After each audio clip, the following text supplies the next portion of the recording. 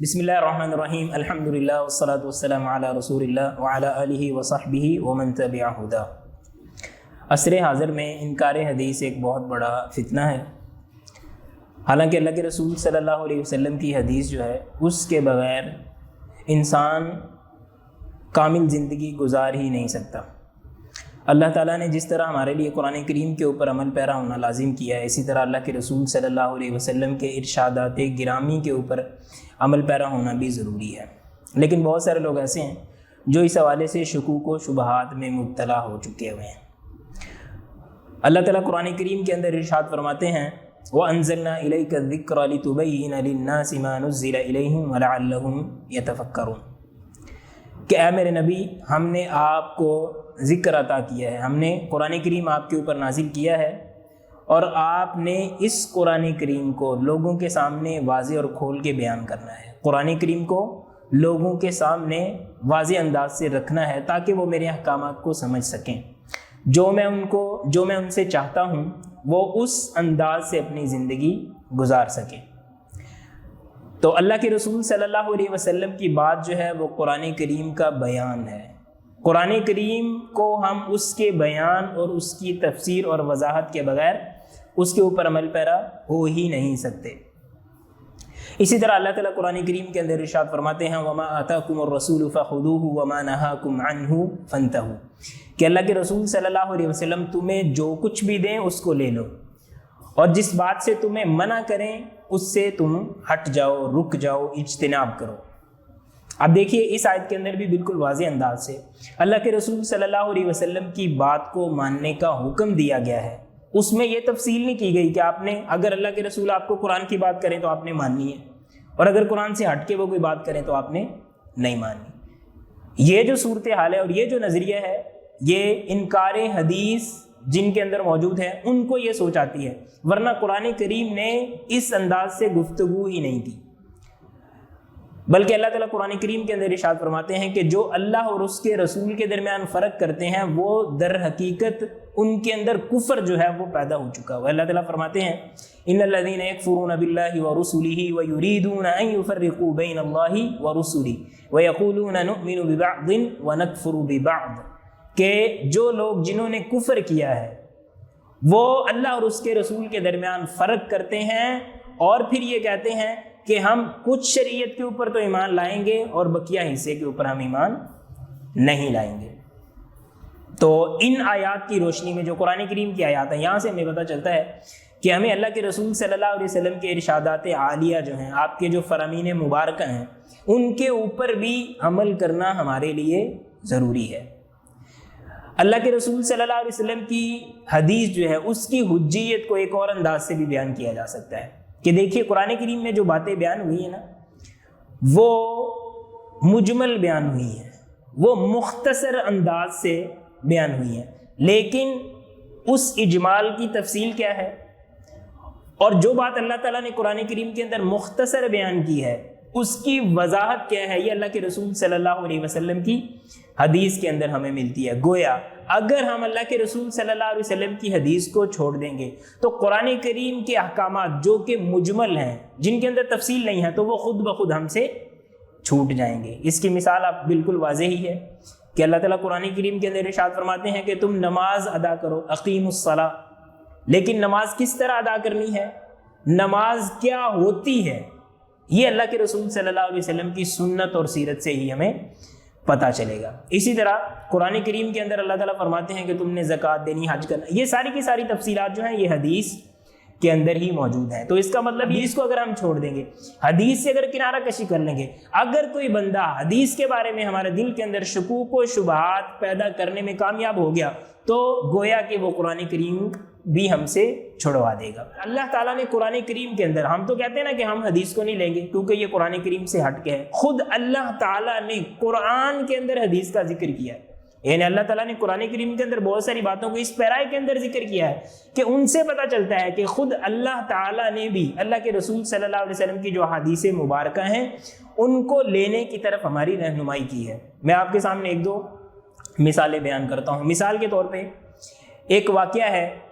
کہ قبلہ جو ہے وہ پہلے ایک طرف تھا، پھر دوسری طرف ہوا،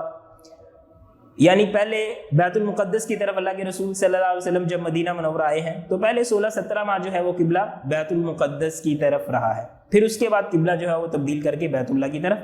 کر دیا گیا۔ اچھا، اب یہ جو تفصیل میں نے آپ کے سامنے عرض کی ہے نا، یہ حدیث کے اندر موجود ہے، قرآن کے اندر یہ بات کہیں موجود نہیں ہے کہ پہلے قبلہ جو ہے وہ بیت اللہ تھا، پھر بیت المقدس کی طرح ہوا، پھر بیت اللہ ہوا۔ قرآن کے اندر اس بات کا کہیں بھی ذکر نہیں ہے، لیکن قرآن کے اندر اس بات کا ذکر ضرور ہے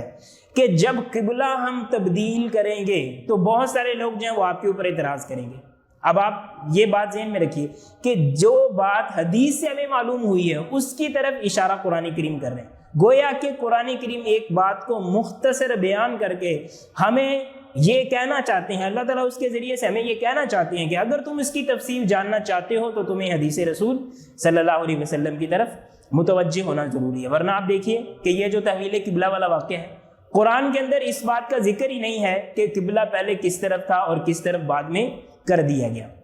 اسی طرح ایک اور مثال ہے، اللہ کے رسول صلی اللہ علیہ وسلم کے زمانے میں نماز کے لیے اذان کو دینا مشروع کیا گیا۔ اب اذان دینا جو ہے نا، جب مسلمان اذان دیا کرتے تھے تو کچھ لوگ جو ہیں وہ اس کا مذاق اڑایا کرتے تھے، اس کا استہزاء کیا کرتے تھے، اور اس کی تفصیلات جو ہیں وہ حدیث کے اندر موجود ہیں۔ لیکن اللہ تعالیٰ قرآن کریم کے اندر جب اس بات کو بیان کرتے ہیں تو آپ اللہ تعالیٰ کیا فرماتے ہیں؟ وَإِذَا نَادَيْتُمْ إِلَى الصَّلَاةِ اتَّخَذُوهَا هُزُوًا وَلَعِبًا، کہ جب تم نماز کی طرف بلاتے ہو نا تو لوگ اس کا مذاق اڑاتے ہیں۔ اب یہ نماز کی طرف بلانا کیا ہے اور لوگ کس چیز کا مذاق اڑاتے ہیں،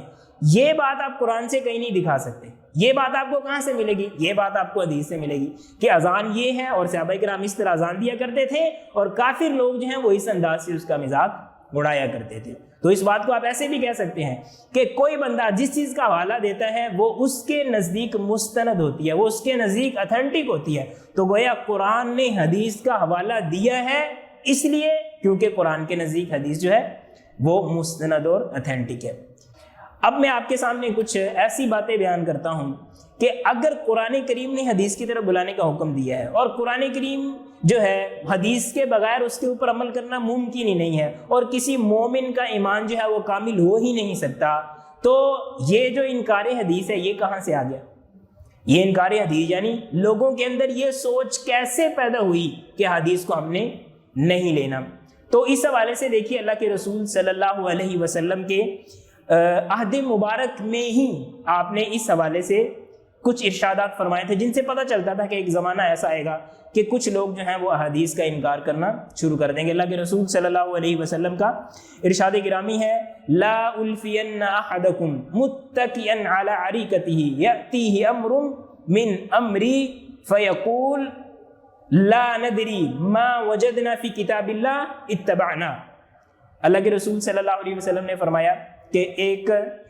کچھ لوگ ایسے بھی ہو سکتے ہیں کہ ایک زمانہ آئے گا ان کے سامنے میری کوئی بات بیان کی جائے گی، میری کوئی حدیث اور سنت بیان کی جائے گی، لیکن وہ کیا کہیں گے؟ وہ آرام سے بیٹھے ہوں گے۔ حدیث کے اندر یہ الفاظ ہیں کہ وہ اپنے تخت پوش کے اوپر بیٹھا ہوا شخص کہے گا کہ میں حدیث کو نہیں جانتا، میں تو صرف کتاب کے اندر جو بات ہے، قرآن کریم کے اندر جو بات ہے، میں اسی کے اوپر عمل پیرا ہوتا ہوں۔ تو اللہ کے رسول صلی اللہ علیہ وسلم نے بھی اس مرض کی طرف اشارہ کر دیا تھا کہ میں اس طرح کا رویہ کسی سے نہیں چاہتا۔ اسی طرح ایک اور حدیث کے اندر وضاحت ہے، اللہ کے رسول صلی اللہ علیہ وسلم نے فرمایا الا انی اوتیت القرآن ومثلہ معہ، کہ دیکھو مجھے اللہ نے قرآن بھی دیا اور اس کے ساتھ ساتھ اور بھی میرے اوپر وہی نازل ہوتی ہے جو میں آپ کو احکامات دیتا ہوں، جو قرآن کریم کی تشریح اور تفسیر میں تمہارے سامنے رکھتا ہوں۔ تو جس طرح قرآن کے اوپر ایمان لانا ضروری ہے، اسی طرح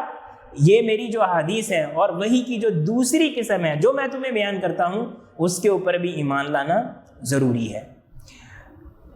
اللہ کے رسول صلی اللہ علیہ وسلم کے ان واضح ارشادات کے باوجود اسلام کی جو تاریخ ہے اس کے بالکل ابتدائی دور کے اندر کچھ لوگ ایسے پیدا ہو چکے تھے کہ جن کے اندر احادیث کی جو عظمت اور محبت ہے ان کے دلوں سے چھین لی گئی تھی۔ وجہ اس کی یہ بنی کہ جب تک مسلمان جو ہیں وہ قرآن و سنت اور صحابہ کرام اور تابعین اعظام جو ہیں ان کے ساتھ منسلک رہے ہیں، ان کے دل میں اس حوالے سے کوئی خدشہ یا کوئی شبہ پیدا نہیں ہوا۔ لیکن جب یونانی فلسفہ جو ہے کسی نے اس کو ترجمہ کر کے عربی زبان کے اندر لے کے آئے تو اس کو سامنے رکھتے ہوئے لوگوں کے اندر یہ اشکالات جو ہیں وہ پیدا ہونا شروع ہوئے، اور بلکہ اس زمانے میں یعنی بالکل ابتدائی زمانے میں یہ معتزلہ وغیرہ جو ہیں ان کے اندر ایسے لوگ بھی موجود تھے جو حدیث کا واضح اور صریح انکار کرتے تھے۔ عمر بن عبید جو ہے یہ آپ یہ کہہ لیجئے کہ معتزلہ کا سرغنہ ہے۔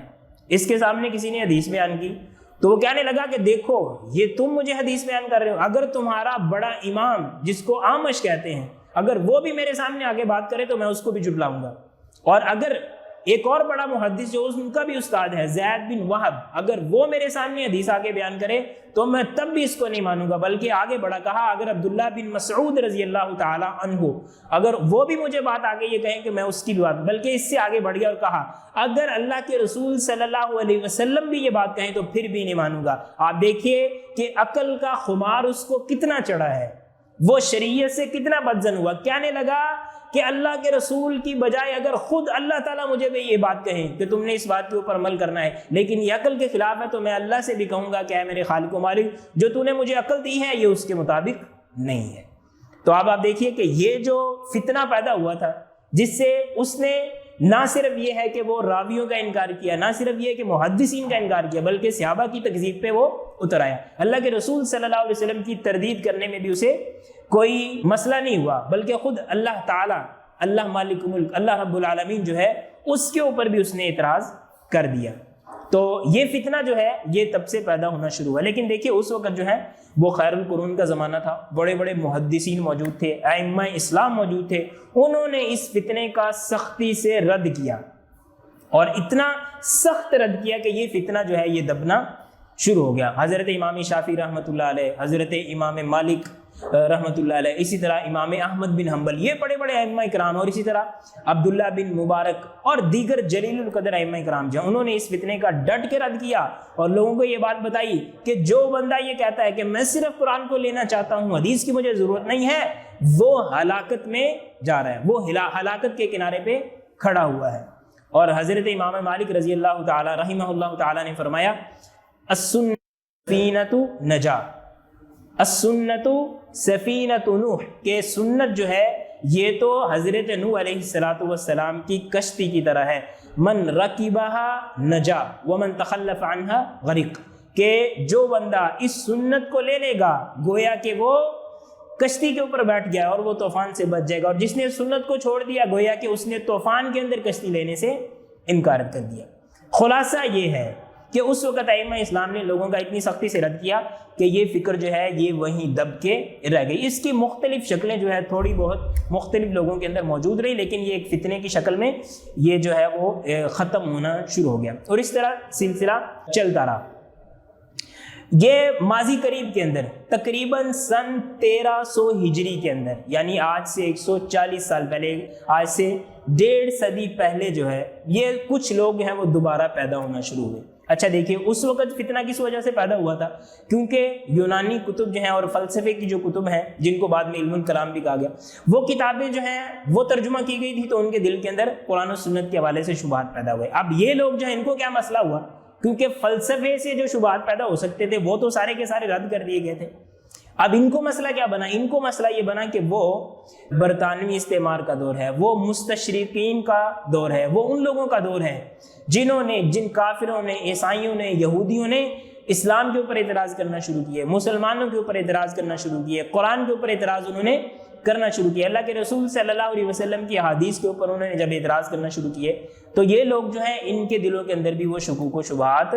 آنا شروع ہو گئے، بلکہ ان میں سے اکثر لوگ ایسے تھے کہ وہ اسلام کو انہوں نے کم پڑھا ہوا تھا اور دیگر چیزیں انہوں نے زیادہ پڑھی ہوئی تھیں، تو گویا کہ شبہات ان کے دل کے اندر آ گئے، لیکن چونکہ اسلام کی حقیقت سے واقف نہیں تھے، احادیث جو ہیں ان کی عظمت سے واقف نہیں تھے، احادیث کو اللہ تعالیٰ نے کس طرح محفوظ کیا، محدثین نے ان کی کس طرح خدمت کی، ان چیزوں سے واقف نہیں تھے، تو انہوں نے احادیث کا انکار کرنا شروع کر دیا۔ اور ان میں مختلف قسم کے لوگ تھے، جن میں سر سید احمد خان جو ہیں ان کا نام بھی آتا ہے، انہوں نے کہا کہ دیکھیں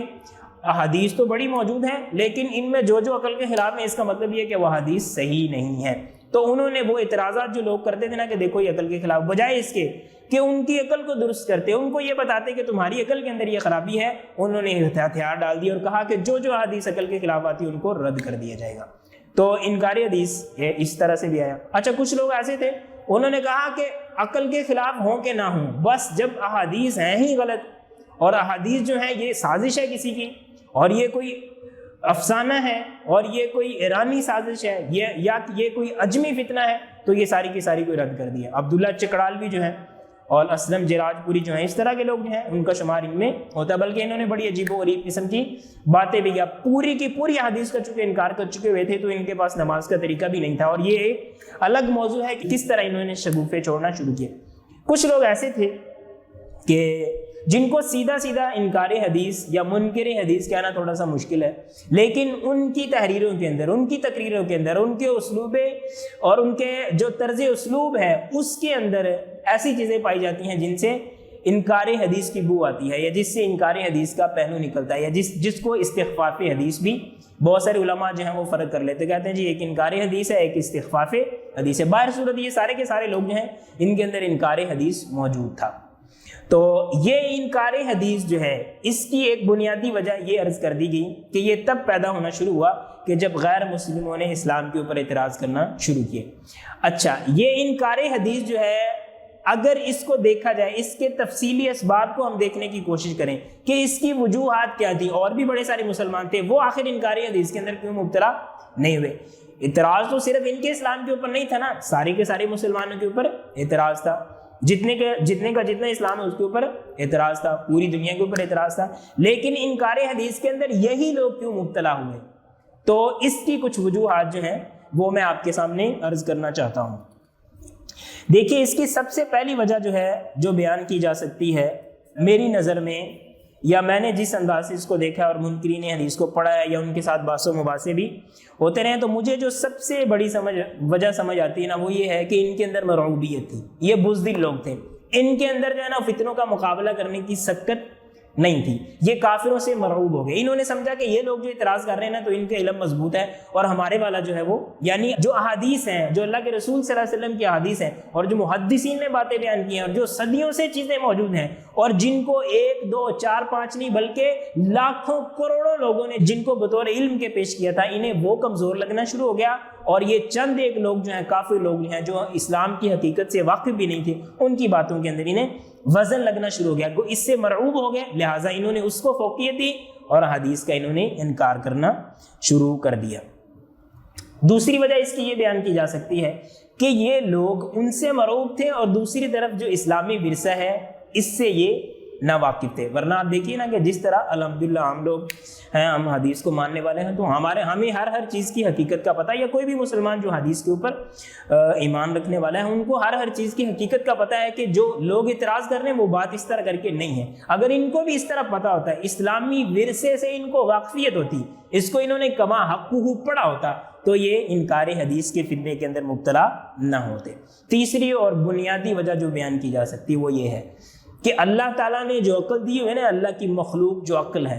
یہ ہے قرآن اور سنت کو سمجھنے کے لیے، لیکن انہوں نے کیا کیا؟ انہوں نے یہ کیا کہ انہوں نے عقل کو معیار بنا لیا کہ کون سی چیز شریعت ہے اور کون سی چیز شریعت نہیں ہے۔ قرآن کے اوپر تو اعتراض کرنے کی ان کی ہمت نہیں ہوئی، لیکن احادیث کے انہوں نے، حالانکہ ہم نے فہمی حدیث کے اندر اپنی عقل کو لانا تھا، لیکن انہوں نے حدیث کے قبول و رد کے اندر اپنی عقل کو، حالانکہ عقل کا یہ وظیفہ ہی نہیں ہے۔ اب آپ دیکھیے نا کہ آپ عقلی بنیاد پہ کوئی خبر آپ معلوم کر سکتے ہیں، آج سے 200 سال پہلے کیا ہوا، آپ کی عقل آپ کو بتا سکتی؟ کبھی بھی نہیں بتا سکتی۔ تو جو عقل کا وظیفہ ہی نہیں تھا، وہ عقل سے انہوں نے وہ کام لینا شروع کر دیا۔ جس جگہ پہ عقل کو استعمال کرنا درست ہی نہیں تھا، وہاں پہ انہوں نے عقل کو استعمال کرنا شروع کیا، اس وجہ سے انکار حدیث کے اندر مبتلا ہو۔ ورنہ جن حدیث کا انہوں نے انکار کیا، اگر ان کو سمجھنے کی کوشش کرتے یا علماء اسلام سے سمجھنے کی کوشش کرتے، تو جس طرح انہوں نے اس کے جوابات دیے ہیں، جس طرح انہوں نے اپنی عقل کو استعمال کر کے ان چیزوں کا ازالہ کیا ہے، یہ بھی ان مسائل کا ازالہ کر سکتے تھے۔ بطور مثال ایک بات عرض کی جا سکتی ہے کہ اللہ کے رسول صلی اللہ علیہ وسلم کی عمر مبارک جو ہے عام طور پہ بیان کی جاتی ہے کہ 63 سال ہے، اور اس میں کچھ روایات کا اختلاف بھی ہے۔ اب آپ دیکھیے کہ اس میں نا منکرین حدیث کا نقطہ نظر بھی دیکھیے اور دیگر لوگوں کا بھی نقطہ نظر دیکھیے۔ تو محدثین جو ہیں انہوں نے اس اختلاف کو بڑے احسن انداز سے حل کر دیا، لیکن منکرین حدیث میں سے بہت سارے لوگ جو ہیں وہ ان روایات کا سرے سے انکار ہی کر دیتے ہیں۔ تو محدثین نے عقل استعمال کی اس اختلاف کو حل کرنے میں، اور انہوں نے عقل کس طرح استعمال کی؟ ان روایات کو رد کرنے میں۔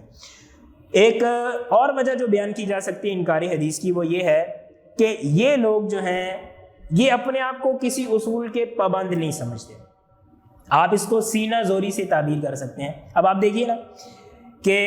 اللہ کے رسول صلی اللہ علیہ وسلم کے زمانے میں کیا ہوتا رہا، صحابہ کرام کے زمانے میں کیا ہوتا رہا، اس کے بعد محدثین کو کیا چیلنجز درپیش تھے، وہ دین اسلام کی خدمت کیا سمجھتے تھے، ان کے زمانے کے مطابق دین کے لیے کیا خدمت ہونی چاہیے تھی، احادیث کی تدوین کس طرح ہونی چاہیے تھی، اصول حدیث کیا ہے، یہ ساری کی ساری چیزیں جو ہے وہ اپنے زمانے کے مطابق بہتر انداز سے ان کو سمجھنے والے تھے۔ اب آپ دیکھیے نا حدیث کی تحقیق کا زمانہ جو ہے نا وہ اصل میں ہمارا زمانہ نہیں ہے، وہ تو ان کا زمانہ ہے جنہوں نے راویوں کو خود دیکھا، جنہوں نے احادیث کی خود تدوین کی۔ اب ان کا مسئلہ کیا ہے کہ یہ 1400 سال بعد، آپ یا کہہ لیجیے 1000 سال بعد آ کے یہ کہتے ہیں کہ 1000 سال پہلے جو محدث جو کتاب لکھ رہا تھا نا اس کو میری مرضی کے مطابق کتاب، تو آپ دیکھیں یہ کیسے ہو سکتا ہے؟ اب 100 سال پہلے کوئی بندہ گزر گیا، مثال کے طور پہ میرے پردادا جی بھی، وہ کوئی کام کرتے رہے تو اپنی عقل کے مطابق صحیح کرتے رہے نا، اب میں کیسے ان کو پابند کر سکتا ہوں کہ ان کو میری سوچ کے مطابق کام کرنا چاہیے تھا؟ تو یہ مسئلہ اس کے لیے ایک مثال بھی پیش کی جا سکتی ہے۔ مثال کے طور پہ محدثین کے اوپر یہ اعتراض کیا جاتا ہے کہ بھائی انہوں نے صحیح حدیثیں بھی اسی جگہ پہ لکھی ہوئی ہیں، ضعیف حدیثیں بھی اسی جگہ پہ لکھی ہوئی، تو یہ ضعیف حدیثیں انہوں نے یہاں کیوں لکھ دی؟ یا آپ یہ کہہ لیجیے کہ یہ کہتے ہیں حالانکہ محدثین نے ان کو صحیح لکھا ہوا ہے، یعنی صحیح بخاری کے اندر بہت سی روایات، تو یہ کہتے ہیں کہ یہ بخاری نے یہ روایت یہاں کیوں لکھی، یہ اس روایت سے تو یہ نکلتا، اس میں سے یہ مسئلہ نکلتا۔ تو آپ دیکھیے کہ ایک ہے امام بخاری اور ان کا انداز، اور اس کے اوپر لاکھوں کروڑوں لوگوں کا اتفاق، اور دوسری طرف یہ منکر حدیث 1 یا 2 یا 4 یا 5 بندے ہیں جو یہ کہتے ہیں کہ نہیں جی ہماری مرضی ہونی چاہیے تھی، حدیث اور شریعت کو اس طرح ہونا چاہیے جس طرح کہ ہم چاہتے ہیں۔ تو اس کو سینہ زوری کہا جاتا ہے۔ اس مسئلے کا حل یہ تھا کہ یہ ان کے منہج کو سمجھنے کی کوشش کرتے ہیں جس کے اوپر ساری دنیا چلی ہے اور جس کے اوپر ساری دنیا کے محققین اور ائمہ نے اتفاق کیا ہے، اگر وہ اس کو سمجھنے کی کوشش کرتے تو یہ اس مصیبت کے اندر مبتلا نہ ہوتے۔ تو انہوں نے اس کو سمجھنے کی بجائے اپنا ایک موقف ذہن میں رکھ لیا اور سمجھا کہ اس طرح ہوگا تو ہم مانیں گے ورنہ نہیں مانیں گے۔ ایک اور جو بنیادی سبب بنا اس حوالے سے ان لوگوں کے اندر سہولت پسندی ہے۔ اب آپ دیکھیں نا کوئی روایت دیکھیں ان کو لگے کہ یہ ہماری عقل کے خلاف، اس کو رد کر دیں گے، یہ نہیں دیکھیں گے کہ یہ کس بندے نے بیان کی، کیسے بیان کی، آپ سے کہتے ہیں کہ یہ کسی راوی کا جھوٹ ہے۔ میرے بھائی آپ ذرا کھول کے تو دیکھو، راویوں کے نام لکھے ہوئے، ان کے حالات زندگی لکھے ہوئے، سارا کچھ لکھا ہوا، تو ذرا ان کو کھول کے تو دیکھو۔ محدثین نے یہ حدیث نقل کی ہے تو ان کی ساتھ شرح بھی کی ہے، ان کی وضاحت بھی کی ہے، ان کی تفسیر بھی بیان کی ہے، ذرا ان کو جا کے کھول کے تو دیکھو۔ عربی زبان میں تمہیں لگتا ہے کہ یہ لفظ نہیں ہونا چاہیے تھا، لیکن خود عربی زبان کو پڑھ کے تو دیکھو کہ اس وقت کے لوگ جو ہے وہ عربی زبان ان کے نزدیک اس کا کیا محل تھا، ان کے نزدیک کسی لفظ کا کیا معنی ہوتا تھا۔ تو علوم و فنون جو ہے یہ پڑھنے کے اپنے آپ کو پابند نہیں سمجھتے، حدیث کو دیکھتے فوراً کہتے ہیں کہ یہ قرآن کے خلاف ہے، یہ جی عقل کے خلاف ہے۔ تو یہ سہولت پسندی جو ہے اور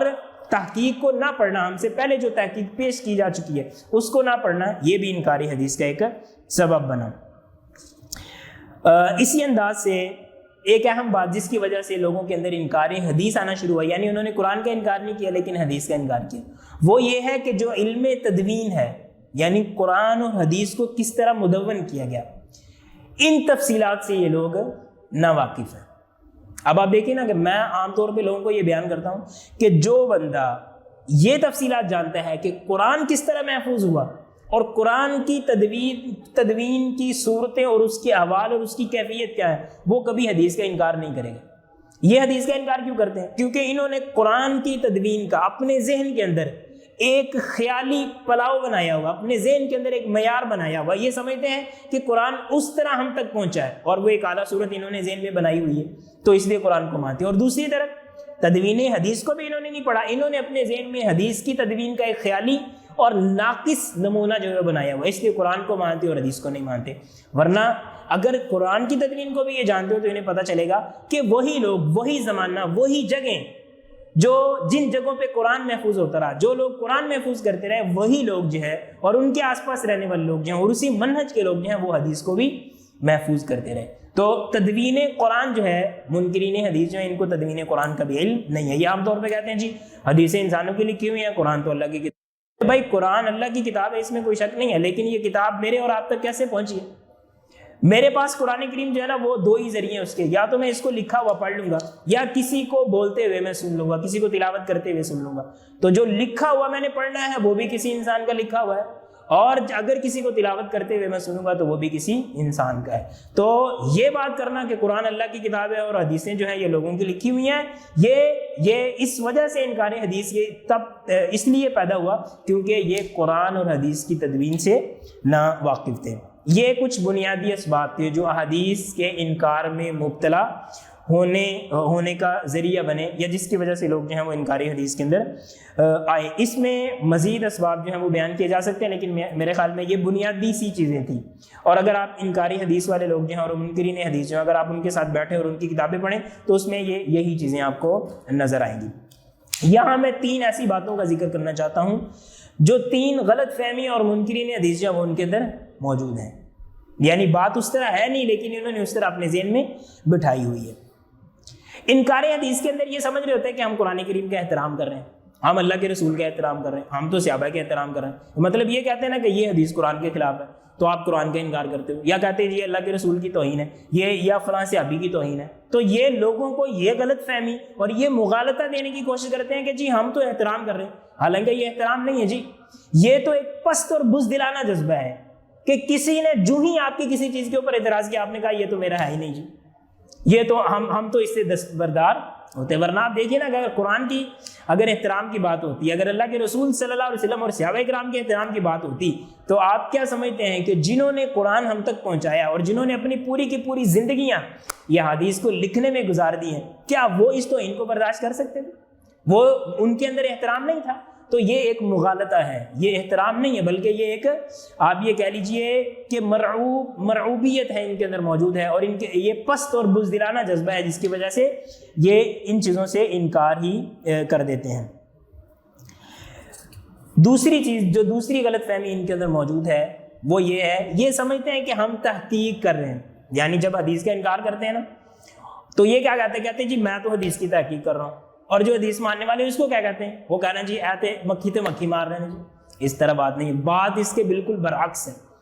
آپ دیکھیں نا حدیث کی تحقیق، مجھے ذرا یہ بتائیں، ایک بندہ یہ کہتا ہے کہ یہ بات مجھے اس نے بتائی، اس کو اس نے بتائی، اس کو اس نے، وہ پورے کا پورا سلسلہ اسانید بیان کرتا ہے، راویوں کے حوال بیان کرتا ہے، یہ ثقہ ہے، یہ ضعیف ہے، یہ مجہول ہے، یہ صدوق ہے، یہ حدیث صحیح ہے، یہ ضعیف ہے، یہ منکر ہے، یہ موضوع ہے۔ وہ بندہ محقق ہے یا ایک بندہ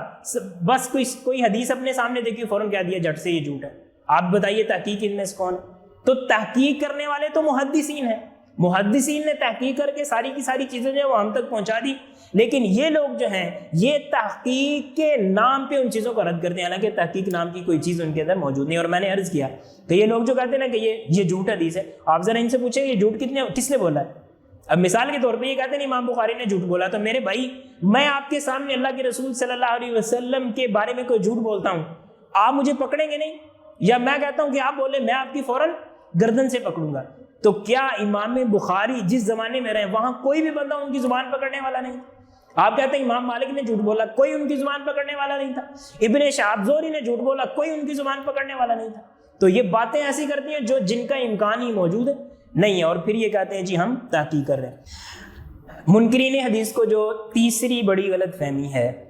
وہ یہ ہے کہ یہ لوگ اپنے مخالفین کو یہ کہتے ہیں کہ بھئی تم تو قرآن کے منکر ہو، تم لوگوں کو قرآن سے دور لے کے جاتے ہو، حالانکہ بات اس طرح نہیں ہے۔ دیکھیے ایک ہے قرآن اور ایک ہے حدیث، اور ایک ہے قرآن کا فہم اور حدیث کا فہم۔ تو جو قرآن کا فہم ہے، ایک میرا قرآن کا فہم ہے، ایک کسی اور بندے کا ہو سکتا ہے۔ تو بھئی جس طرح میرا فہم صحیح ہے، میں کہتا ہوں جی میرا فہم صحیح ہے، تو اس کا بھی تو صحیح ہو سکتا ہے نا۔ تو اگر ہم دونوں کا آپس میں مقابلہ ہو جاتا ہے تو اس کا مطلب یہ نہیں ہے کہ جی میں قرآن کو رد کر رہا ہوں، اس کا مطلب یہ ہے کہ میں ایک بندے کے فہم کو رد کر رہا ہوں۔ قرآن کا ایک فہم وہ ہے جو منکرین حدیث سمجھتے ہیں، جن کو جو قرآن کو بھی اصل میں سمجھنے والے نہیں ہیں، جو عربی لغت کو بھی سمجھنے والے نہیں ہیں، جو قرآن کریم کے نزول کے حالات کو بھی سمجھنے والے نہیں ہیں۔ اور ایک قرآن کا فہم وہ ہے جو حدیث کے اندر بیان ہوا، جو صحابہ کرام نے بیان کیا، جو محدثین نے بیان کیا، جو علماء کرام نے بیان کیا ہے۔ تو ہم ان علماء کرام کو قرآن کے مقابلے میں نہیں بلکہ اس اکلوتے منکر حدیث یا ان کی ایک چھوٹی سی جماعت کے مقابلے میں پیش کرتے ہیں۔ اور بلا شبہ یہ محدثین جو ہیں اور یہ علماء کرام جو ہیں اور یہ حدیث کے ساتھ جو قرآن کریم کی تشریح اور تفسیر کرنے والے ہیں، ان کا فہم ان کے مقابلے میں بہت بہتر ہے۔ بلکہ میں آپ کو ایک بات عرض کرتا ہوں، یہ لوگ پراپیگنڈا کرتے ہیں جی ہم تو قرآن کی طرف لوگوں کو لے کے آتے ہیں، یہ قرآن سے دور کرتے ہیں۔ آپ یہ بات ذہن میں رکھیے کہ جو جتنی قرآن کریم کی تفاسیر لکھی ہوئی ہیں، جن کی تعداد لاکھوں سے زائد ہے، وہ ساری کی ساری آپ دیکھیں گے تو وہ ان لوگوں کی لکھی ہوئی ہیں کہ جو ساتھ حدیث سے بھی محبت کرنے والے ہیں، جو حدیث کو بھی ماننے والے ہیں۔ اور دوسری طرف یہ لوگ جو ہیں جو کہتے ہیں جی صرف قرآن، ان کا قرآن سے بھی کوئی، قرآن کے لیے انہوں نے کیا کیا؟ کچھ بھی نہیں کیا۔ بلکہ ان میں سے ایسے لوگ بھی ہیں جو باقاعدہ جو ہے وہ قرآن کریم کے حفظ کرنے کو ایک بری چیز بنا کے پیش کرتے ہیں جی قرآن کریم کو حفظ کرنے کی کوئی ضرورت نہیں۔ قرآن کریم کی تفاسیر جو ہیں وہ اپنی لکھ کے کہتے ہیں لوگوں کو پڑھیں، لیکن جو پہلے سے لکھی ہوئی ہیں ان سے پڑھنے سے منع کرتے ہیں۔ تو یہ کچھ اسباب تھے انکار حدیث کے جو آپ کے سامنے بیان کیے گئے، اور 3 بنیادی غلط فہمیاں جو سامنے رکھی گئی۔ آئندہ جو ہے وہ آئندہ ویڈیوز کے اندر انکار حدیث کرنے والوں کے جو بڑے بڑے شبہات ہیں، جس کے اوپر ان کی بنیاد ہے اور جو زبان زدیام ہے، اس ایک ایک شبے کو ذکر کر کے اس کی حقیقت انشاءاللہ واضح کرنے کی کوشش کی جائے گی۔ مثال کے طور پہ یہ لوگ کہتے ہیں جی راوی کوئی معصوم تو نہیں ہوتے، تو یہ شبہ اور اس کے اندر خرابی کیا ہے یہ بیان کی جائے گی۔ اس طرح یہ لوگ کہتے ہیں کہ قرآن تو سارے کا سارا لکھا ہوا ہے تو حدیث کی طرح، تو یہ ساری کے ساری اس طرح کے اور بھی کئی شبہات ہیں جو آئندہ ویڈیوز میں آپ کے سامنے بیان کیے جائیں گے۔ والسلام علیکم ورحمۃ اللہ وبرکاتہ۔